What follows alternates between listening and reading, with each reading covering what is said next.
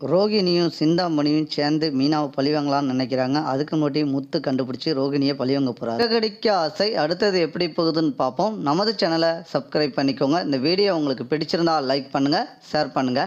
இங்க அண்ணாமலை நம்ம விஜயாவை திட்டுறாங்க. உனக்கு 3 மருமகளும் நீ என்னைக்கு சிரமமாக பார்க்குறியோ அன்னைக்கு தான் உனக்கு இந்த வீட்டில் மரியாதை கிடைக்கும்.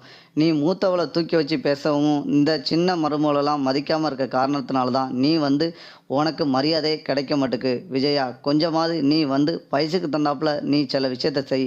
சின்ன பிள்ளை மாதிரி பண்ணிகிட்டு இருக்க, கொஞ்சமாக உனக்கு அறிவு இருக்கா அப்படின்னு நம்ம அண்ணாமலை திட்டுறாங்க விஜயாவை. விஜயாவுக்கு இதை கேட்டோன்னே பயங்கரமாக கோவம் வருது. ஆமாம், அந்த பூக்காரி உங்கள்கிட்ட நல்லா நல்ல பேரை வாங்கி வச்சுருக்கா. அதனால் அந்த பூக்காரி பேச்சை கேட்டுட்டு நீங்கள் என்னையை திட்டாதீங்க. எனக்கு பார்த்தீங்கன்னா ரோகிணி தான் எனக்கு ரொம்ப பிடிக்கும். ரோகிணி தான் நல்லவா, என்கிட்ட எல்லா விஷயத்தையும் சொல்லிட்டு செய்வா. இந்த மீனா நல்ல பேர் எடுக்கக்காண்டி பொய்யை தான் சொல்லிக்கிட்டு இருப்பா.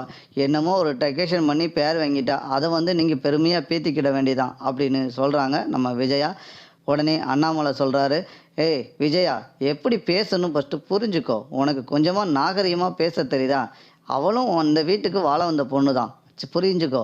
அதுவும் நான் கொண்டு வந்ததுனால தான் அவள் இந்த அளவுக்கு வளர்ந்து கொண்டு வந்திருக்கா. இதே ரோகிணியை பாரு, வாயை திறந்தா பொய்யை தான் சொல்லியிருக்கா. ஓன்ட்டே சில விஷயத்த மறைச்சிருக்கா. கொஞ்சமாவது அதை புரிஞ்சுக்கிட்டு பேசு அப்படின்னு அண்ணாமலை சொல்கிறாரு. இதை கேட்ட விஜயா, என்னத்த இருந்தாலும் என் மனோஜி நல்லா இருக்கணும்னு தான் ரோகிணி மறைச்சிருக்கா. அது உங்களுக்கு புரியல. ஆனால் எனக்கு ரோகிணி மறைச்சது என் மேலே ஒன்று என்கிட்ட சொல்லாமல் அவள் செய்யணும்னு எண்ணத்தில் செய்யலை.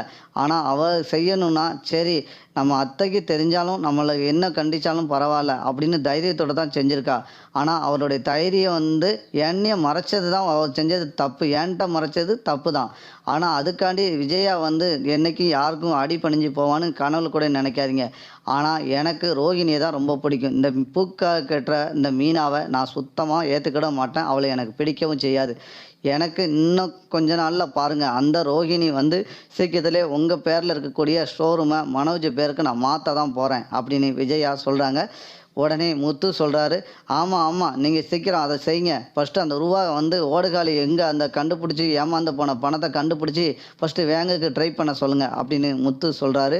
இதை கேட்ட மனோஜ் பயங்கரமாக கோவப்படுறாரு. நான் சீக்கிரத்தில் கண்டுபிடிச்சி உன் பணத்தை தந்துடுறேன், ஸ்டோர் ரூமு என் பேரில் எழுதி கொடுக்கறது உன் பொறுப்பு அப்படின்னு முத்துட்ட சொல்கிறாரு மனோஜ். ஆமாம், ஃபஸ்ட்டு வரட்டும்டா, பார்ப்போம்டா, நீ ஃபஸ்ட்டு அவங்கள கண்டுபிடிக்கிறான்னு பார்ப்போம் அப்படின்னு முத்து சொல்கிறாரு. உடனே மனோஜ் சொல்கிறாரு, சீக்கிரத்தில் நான் கண்டுபிடிக்கிறேன் பாரு அப்படின்னு மனோஜ் சொல்கிறாரு.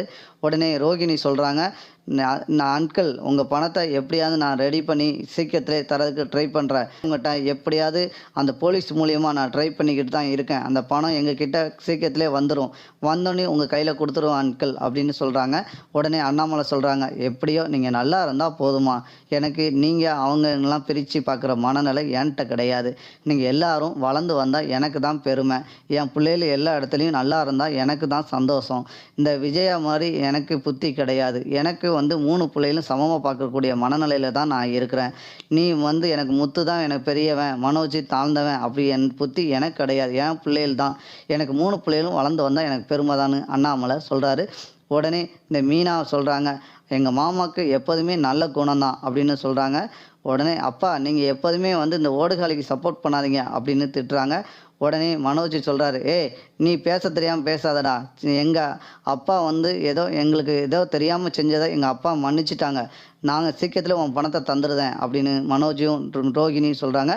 அடுத்தடுத்த எபிசோடு இப்படி தான் நண்பர்கள் இப்போ